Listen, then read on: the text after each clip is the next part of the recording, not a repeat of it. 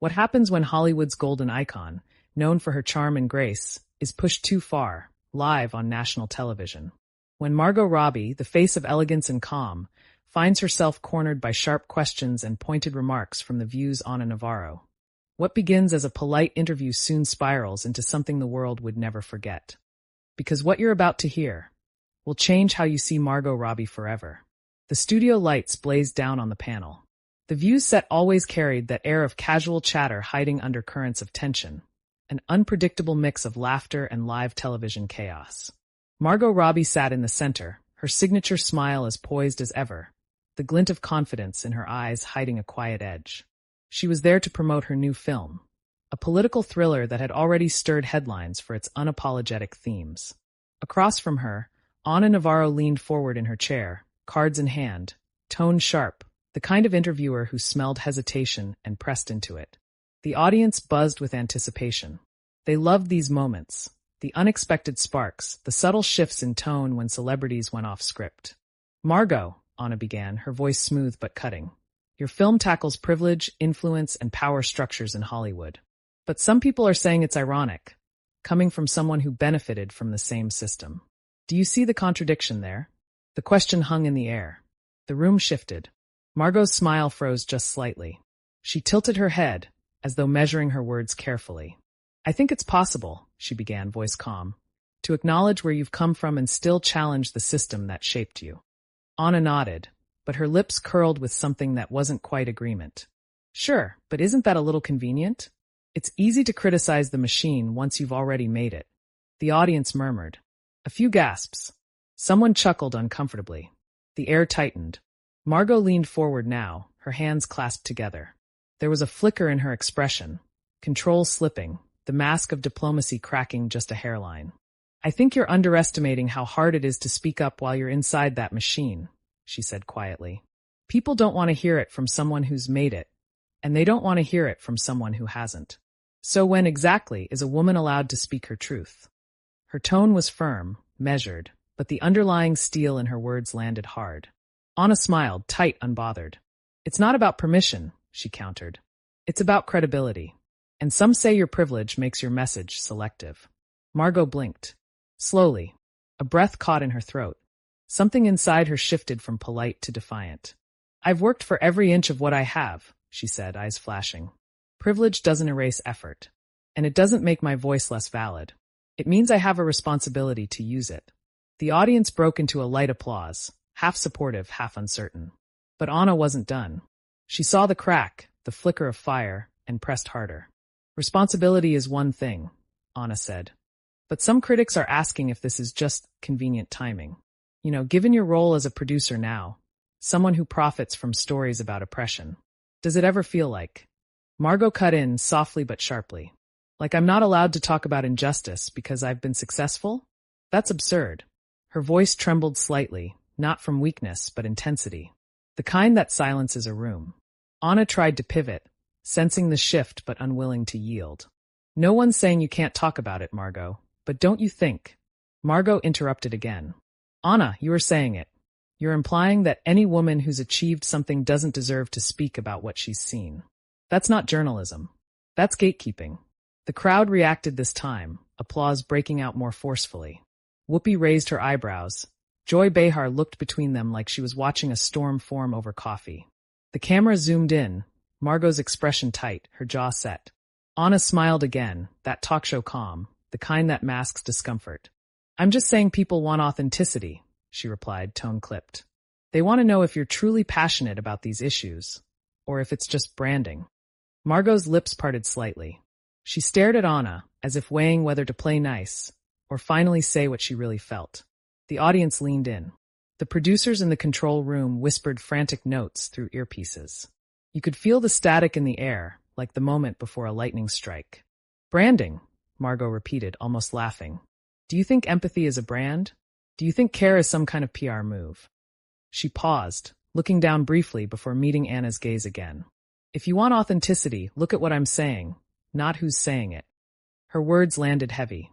But Anna wasn't backing down. I think, she said carefully, that people have the right to question how genuine celebrities are when they take on causes. especially when those causes make headlines that benefit their films. Margot leaned back slightly, exhaling through her nose. So you're saying caring about something only counts if it's invisible? That's ridiculous. There was a silence, a thick, electric pause. Then Margot added quietly, maybe the reason people question sincerity is because they've seen too many people tear others down on shows like this. A ripple of surprise moved through the studio. Joy covered her mouth. Whoopi looked at Anna like, oh, she went there. Anna blinked. Her jaw tightened just a little. Well, that's an interesting way to put it, she said, her tone cooler now. Margot's voice dropped lower, steady, deliberate. It's not interesting. It's exhausting. Every time a woman tries to speak from experience, someone's waiting to call her hypocritical, privileged, performative. I'm over it. Applause erupted again. Louder this time. Anna straightened in her chair, giving that polite, defensive smile TV hosts wear when they're seconds away from losing control. No one's attacking you, Margot. We're just having a conversation. Margot shot back immediately. No, you're framing one. There's a difference. The audience oohed. Even Joy couldn't hide a grin. For the first time, Anna's composure slipped. Framing? She said, laughing a little. You're on a talk show. Questions are part of the deal. And so are answers, Margot replied. You asked for mine. Don't get uncomfortable when it's not the one you expected. That line hit like a flare. The audience erupted in cheers, clapping, gasping. Whoopi half covered her face, muttering something into her mic that wasn't picked up, but the laughter said it all. Margot sat back now, her shoulders relaxing just a fraction, but her eyes still blazing. Anna leaned back too, lips pursed, flipping her cue cards like they were suddenly less useful than they'd been 5 minutes ago. The energy in the room had shifted entirely. The cameras caught it. The audience felt it. Margot Robbie, sweet, unshakable Margot, had drawn a line on live television. And as the segment went to a commercial break, the crowd's buzz didn't die down. It grew louder, messier, people whispering, heads turning. Margot stood up from her seat, walked toward the backstage area for a moment, and took a deep breath. The mask was gone now. You could see the weight in her expression, not anger, but something rawer. Frustration. Relief. Behind her, producers were debating how to handle the next segment, whether to smooth it over or lean into the drama. Margot looked in the mirror backstage. Her reflection stared back, eyes fierce, lips slightly parted. In the distance, she could hear Anna's voice being briefed by a producer. Keep it cool. We'll pivot to the film clip next segment. Just don't push further. Margot turned toward the monitor, watching Anna on screen, smiling again like nothing had happened. The sight made her heart race. She could feel it. This wasn't over. The next segment would be worse. The music swelled. The lights flickered back on. And as Margot took her seat again, her expression calm but unyielding, everyone watching, inside that studio and across millions of living rooms, knew something had shifted. Because for the first time, Margot Robbie wasn't the smiling starlet. She was the woman who finally refused to play nice. And the next words out of Anna Navarro's mouth would ignite everything. The cameras faded back in from commercial, the familiar theme music playing over a montage of smiling faces and applause. But this time, the smiles were strained. You could feel it. Something in the air had changed. The view was live again, and every eye in that studio was locked on Margot Robbie and Anna Navarro. The tension wasn't just lingering, it had thickened. You could almost hear it in the silence between claps, that uneasy hum of an audience unsure whether to cheer or brace for impact. Joy Behar tried to break the ice, her voice too bright, too eager. All right, we're back with the incredible Margot Robbie. Her new film Empire Glass is already making waves. Margot smiled politely, but her eyes flickered sideways toward Anna, who sat still, posture perfect, hands folded like a queen waiting for her next move. Whoopi Goldberg, ever the mediator, leaned forward. Before we roll the clip, she said with a hint of warning in her tone, let's take a breath, ladies. That last segment got spicy. The audience laughed nervously. Anna chuckled. Spicy's good, she said, still smiling. That's what we do here, right? Honest conversation. Margot nodded once, but her voice carried a quiet bite. Honesty's good, so long as it's not dressed up as provocation. Whoopi's eyes darted between them. Joy mouthed, oh boy. Anna kept her smile, but her tone dipped, subtle, almost surgical. Provocation? No, Margot, I just ask questions. That's what journalists do. If people are uncomfortable with them, that's not really my fault. Margot laughed softly, but it wasn't amusement. Sure, she said. But sometimes the line between curiosity and condescension gets blurry. Gasps rippled through the audience again. Anna's smile froze. Just a fraction. I'm sorry, do you think I was being condescending? Margot leaned forward, elbows on the table now. I think you were trying to undermine what I said, not understand it. Whoopi stepped in quickly. Okay, let's bring it back to the film before we all get fired. The audience laughed, but it didn't cool the temperature. Anna, still holding her poise, gestured toward the monitor. We'll show the clip in a second, she said, eyes on Margot. But I think our viewers appreciate honesty. You've spoken about female empowerment, equality, standing up against bias in Hollywood. But some critics, especially online, say you've stayed silent when others needed support, that you only speak up when it benefits you. How do you respond to that? The air snapped again. Margot froze, her fingers tightening slightly around her coffee mug. For a moment, she didn't speak. She looked down, took a breath, then looked up at Anna. I respond, she said slowly, by saying those critics don't know what they're talking about. They see what they're shown. They don't see the work people do quietly, behind the cameras, where it actually matters. Anna nodded, pretending to agree.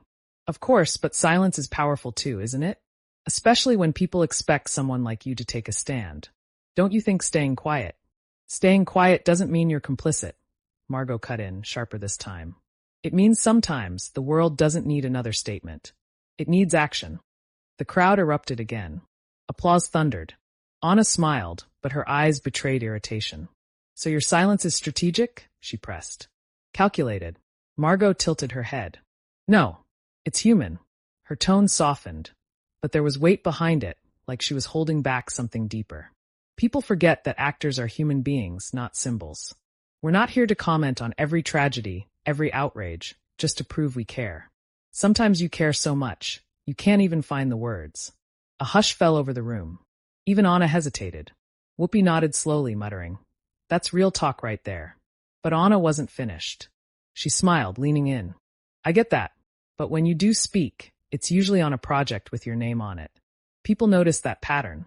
It makes them wonder if it's about the message or the marketing. Margot blinked once, twice. Then she laughed. Not a warm laugh. A cold one. You're saying the quiet part out loud now, aren't you? Anna furrowed her brow.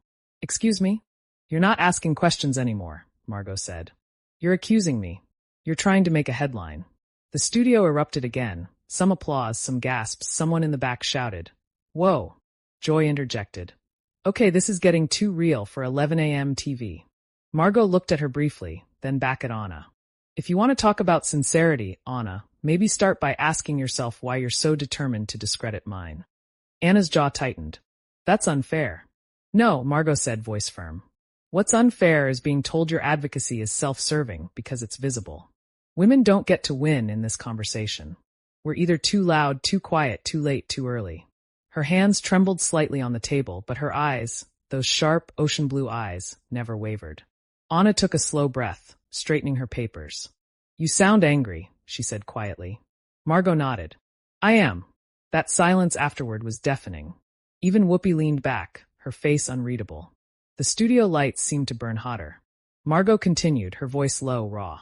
I'm angry because every time a woman tries to be taken seriously, someone like you tries to box her in. Angry because we've learned to stay polite while being dissected. Angry because the same show that claims to empower women loves watching them break. The audience didn't move. Not a sound. Joy blinked, whispering, damn, under her breath, which the mic barely caught. Anna sat there, lips pressed together, her silence louder than any response she could have given. Margot's breathing steadied. She looked around the studio, at the women beside her, at the crowd watching her like she was unraveling right before them. Then she said softly, almost to herself, maybe that's what empowerment looks like now. Saying what you mean, even when it's uncomfortable. The audience burst into applause, sustained, roaring, emotional applause. Some even stood. Anna forced a smile, nodding like she was fine, but you could see it. The tiny twitch in her jaw, the nervous glance toward the producer off camera. Whoopi stepped in again, her tone both warm and firm. Okay, we're all going to take a sip of water and roll that clip now before I lose my job. Laughter rippled again, but the mood had shifted. As the lights dimmed for the movie preview, Margot sat back, staring ahead, not really watching the screen. The faint reflection of the footage danced in her eyes, but her mind was elsewhere. She could feel her heart pounding in her chest. The world outside those cameras would soon be dissecting every word she said. Anna shifted slightly, crossing her legs, pretending to focus on the clip, but the stiffness in her shoulders betrayed her discomfort. She wasn't used to being challenged like that. The clip ended. Applause returned. But it wasn't the same kind of applause. It was awkward. Divided. Whoopi leaned in, smiling.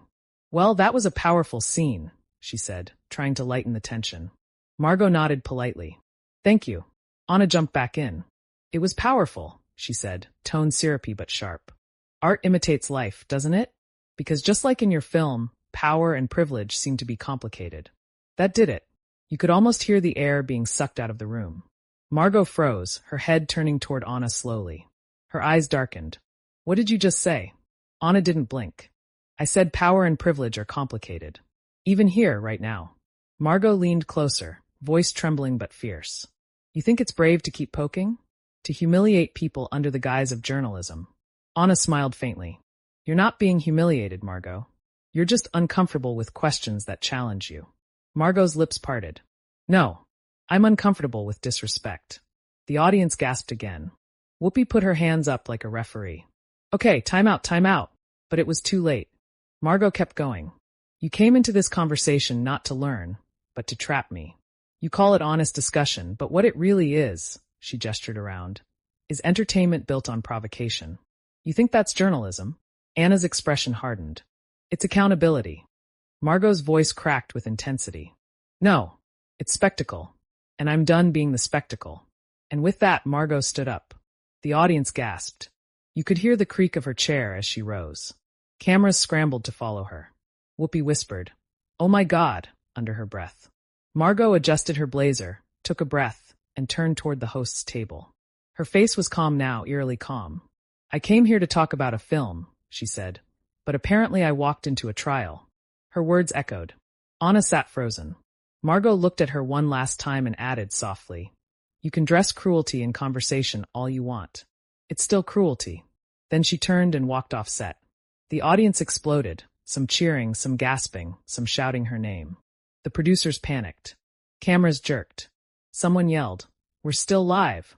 Anna sat there, stunned, her expression unreadable. And for the first time on The View, it wasn't clear who had the upper hand. The clip would go viral within hours, but no one yet knew just how far the shockwaves would reach. Because Margot Robbie had just done the unthinkable. She'd walked away from the game. Backstage, chaos was immediate. Producers sprinted down the narrow hallway that led from the studio floor to the green room. Earpieces buzzed. Stage managers whispered in frantic bursts. And over it all was the echo of the audience, half cheering, half stunned into silence. Margot Robbie walked fast, her heels clicking against the polished floor, her breath sharp and shallow. A staffer reached out, trying to stop her. "Margot, please wait." She turned slightly, not angry but resolute. "I need a minute." Her voice was calm, almost too calm, like someone balancing on the edge of a cliff. Behind her, the muffled sound of Anna Navarro's voice bled through the studio speakers. The show was still live. Whoopi was doing her best to reel it back in, to cover what just happened, but the tension was unmistakable. Joy Behar's voice broke through faintly. "Well, that's one for the books, huh?" Margot reached the green room.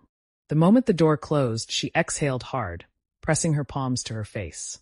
The adrenaline that had carried her off stage was still racing through her veins. She could feel her pulse in her fingertips. Her publicist, Sarah, was already there, eyes wide with panic and disbelief. "Margot, what happened out there?" Margot dropped her hands and met her gaze. She kept pushing. "She wasn't asking questions, Sarah. She was trying to humiliate me." Sarah nodded, moving closer, lowering her voice. "Okay, breathe. It's okay. We'll manage this." Margot shook her head. "No, I don't want it managed. I want it understood." Outside, through the crack of the door, you could hear the audience still buzzing. Camera crews whispered among themselves. Someone muttered, "We've never seen anything like that." Margot sat down on the couch, elbows on her knees. Her reflection stared back at her from a dark TV screen across the room. She looked composed, but inside her thoughts were spinning.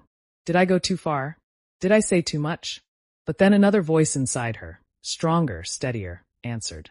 "No, you told the truth." A producer burst in. "Margot, Anna wants to talk off camera before you leave." Sarah stepped forward immediately. Absolutely not. Not right now. But Margot stood up slowly. No, it's fine. I'll talk to her. The hallway outside was quieter now, the noise of the live show muted by the thick studio walls. When Anna appeared at the other end, she looked smaller somehow, less composed. She hesitated before approaching, but Margot didn't move. Margot, Anna started, her voice low. I didn't mean for it to go that way.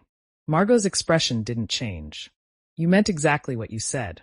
Anna's eyes flickered, the first sign of guilt breaking through. Look, it's my job to challenge guests. Sometimes that means getting uncomfortable. Margot's tone was steady. There's a difference between challenging and cornering. Anna sighed, rubbing her forehead. I wasn't trying to corner you. People see you as this ideal. I wanted to show a different side. Margot's gaze didn't waver. You wanted a reaction. Congratulations. The words landed like a stone between them. Anna opened her mouth to respond, but stopped. The weight of it all settled between them. The cameras, the audience, the millions watching, the line that had been crossed. Margot softened her voice just a little. You could have had a conversation, but you wanted a headline. And now you have one. Anna didn't reply. Her silence said more than anything could.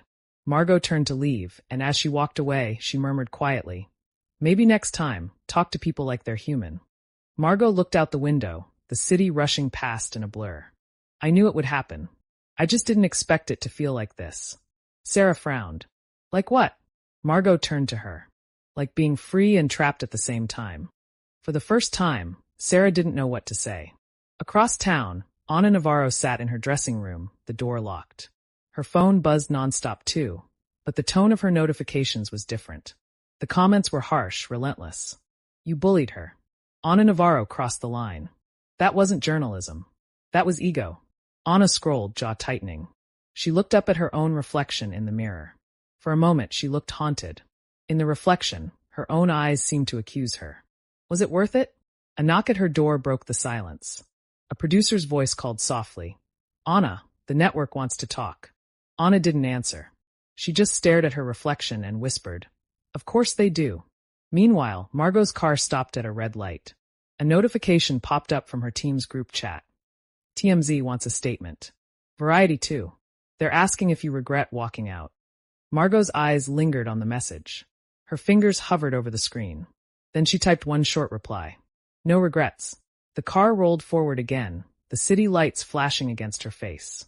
Outside, people were already arguing about her on news tickers, reaction videos, podcasts. The moment had escaped her. It belonged to the world now. But deep down, she knew why she'd done it. For months, she'd watched talk shows twist people's words into weapons, turn vulnerability into spectacle. She'd promised herself she'd never be one of them. And when it happened, when she saw it coming, she couldn't stay quiet. That moment on stage wasn't about anger anymore. It was about reclaiming something. The following morning, her face was everywhere. Every major outlet replayed the footage on loop. The flash of her eyes, the stillness before she stood, the exact words she said before walking off. And every frame made her look both powerful and fragile, like a woman caught between truth and the cost of saying it. Commentators debated her outburst. Some called it feminist defiance. Others called it career suicide. But while the world argued, Margot stayed silent. Not defensive. Not apologetic. Just silent. Because sometimes silence isn't retreat. Sometimes it's control. Anna, on the other hand, wasn't given that luxury. The backlash was immediate. Sponsors called. The network questioned her conduct. Even her co-hosts looked at her differently on the next morning's show. Everyone's entitled to their opinion, Anna said on air, her smile forced, her tone brittle. But I stand by my questions. Whoopi gave her a look, a quiet, knowing one. Yeah, she said. But maybe next time, we ask without assuming. The studio audience clapped, but the energy was awkward. They knew. Everyone knew. Back in her apartment, Margot stood by the window, morning light spilling across her face. She sipped coffee, scrolling through messages, support from actors, producers, even fans she'd never met. But then she paused on one message that stood out. Sometimes walking away isn't weakness. It's strength with boundaries. She smiled faintly. Whoever sent it understood. She set her phone down, staring out at the city below. Somewhere out there, millions were talking about her. Judging her. Defending her. Mocking her. But for the first time in years, she didn't care.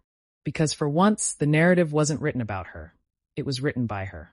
The sun hadn't even set when the confrontation reached global velocity. By evening, Margot Robbie wasn't just trending, she was the conversation. Hashtags filled the internet like wildfire. Hashtag Margot Robbie walks out. Hashtag Margot versus Anna. Hashtag The View meltdown. Hashtag Speak Your Truth. Every outlet ran with its own version of the story. CNN played the clip with the headline, Margot Robbie storms off The View after heated exchange. Entertainment Tonight called it a rare glimpse of fury from Hollywood's sweetheart. And on Twitter, now X, people fought in comment threads like it was a cultural war. She stood up for herself. Finally, someone said what we're all thinking. She overreacted. This is what happens when celebrities can't handle tough questions. She's right. The View has become toxic. She's wrong. That's her privilege talking. Everyone had an opinion. No one had the truth. Meanwhile, Margot stayed quiet. No posts, no interviews, no clarifications. Just stillness. And that silence only made the noise louder. In her Los Angeles home that night, she sat by her window again, watching the city shimmer below, the hum of traffic like distant applause. The world was spinning around her name, but her mind was somewhere else. Back on that stage. Back in that moment when she stood up and said, "You can dress cruelty in conversation all you want. It's still cruelty." It played on repeat in her head, not as regret, but as revelation. Her phone buzzed again. This time, it was an unknown number. She hesitated, then answered. A soft voice said, "Margot, it's Joy. Joy Behar." The voice was tired, kind familiar. "Hey," Margot said, leaning back in her chair. "I just wanted to check in," Joy said. "That was one hell of a day, huh?" Margot let out a small laugh. "You could say that." Joy sighed. "Look, off the record, you were right to call it out. We all feel it sometimes, that pressure to make drama, not conversation. You just had the guts to say it." Margot smiled faintly. "Thanks, Joy. That means a lot. Just don't disappear, okay?" Joy said gently. "The world's gonna twist this story. You deserve to tell your side." Margot's voice softened. "Maybe silence is my side." There was a pause. Then Joy said quietly, "Sometimes silence speaks the loudest." When the call ended, Margot sat in that quiet for a long time, staring at the reflection of city lights across the glass. Her thoughts drifted back to that moment, the feeling of walking away, the surge of adrenaline, the relief that came with finally saying enough. It wasn't just about Navarro anymore. It was about something bigger. About women being cornered into politeness while their voices were dissected. About the cost of standing firm on live television when the world demands your composure instead of your truth. She turned on the TV. The footage was replaying again, but this time there was something different. News anchors weren't just talking about the argument. They were talking about why it mattered. About how the moment captured something raw, a shift in how women handle confrontation in public spaces. Panelists debated it on late-night talk shows. Hashtag shifted tone. Hashtag she spoke for us. Hashtag boundaries matter. Hashtag Margot is right. And then came the think pieces. The Hollywood Reporter ran the headline. Margot Robbie and the new era of controlled defiance. Vulture called it, "When composure breaks," what Margot Robbie's walkout says about the modern woman's breaking point. Even The Guardian published a column that began, "We watched a woman refuse to be polite about being cornered." Maybe that's what strength looks like now. By midnight, the storm had transformed. What began as scandal was turning into statement. But Ana Navarro? Her night wasn't as forgiving. Clips of her questioning tone, her smirks, her interruptions, they became memes dissected frame by frame. Commentators accused her of pushing too far, of turning serious dialogue into mockery. Her name began trending too, but not with the same sympathy. The next morning, on The View, Ana sat under those same bright lights. The room felt colder. The applause thinner. Whoopi started the show with a somber tone. Yesterday was intense. Emotions ran high. We're a show that believes in conversation, but sometimes conversation can cross lines. Ana nodded, her eyes tight. "I've been doing this a long time," she said. "And I'll admit I could have handled it better. But I hope people understand. We ask questions because we care." Joy looked at her, then quietly added, "Care also means listening." The audience applauded softly, the kind of applause that sounded more like closure than excitement. Across town, Margot watched the broadcast in silence. When Ana said those words, "I could have handled it better," Margot exhaled for the first time in hours. It wasn't vindication. It was peace. Her phone rang again. This time it was Sarah, her publicist. Margot, you've got offers pouring in. Interviews, op-eds, even a podcast invitation from Oprah's team. What do you want to do? Margot paused. Nothing, she said. Nothing. Sarah echoed, surprised. Margot smiled faintly. Let them talk. I already said what I needed to say. For a long time after, she sat in her living room, watching sunlight fill the space, her phone still buzzing in the background. Her world was louder than ever, but inside, everything was still. Because walking away hadn't ended the story. It had rewritten it. That night, she finally opened her Instagram. No statement. No apology. Just a photo. It showed the back of the View stage. Empty chairs, silent lights, the faint echo of where it all happened. And her caption read, "Sometimes peace means standing up and walking out." Within minutes, the post had millions of likes. Comments flooded in love, anger, support, debate. But somewhere beneath the noise, something deeper resonated. It wasn't about Margot Robbie the celebrity anymore. It was about something everyone had felt, that moment when you're pushed too far, and you choose truth over composure. It was about reclaiming power, about boundaries, about voice. And for millions of viewers, it was a story they wouldn't forget. As the camera of the mind pulls back, as the music fades and the chaos of commentary turns into distant echoes, one truth remains. Sometimes the strongest words aren't shouted. They're spoken once and left to echo. Margot Robbie had spoken hers, and the world was still listening.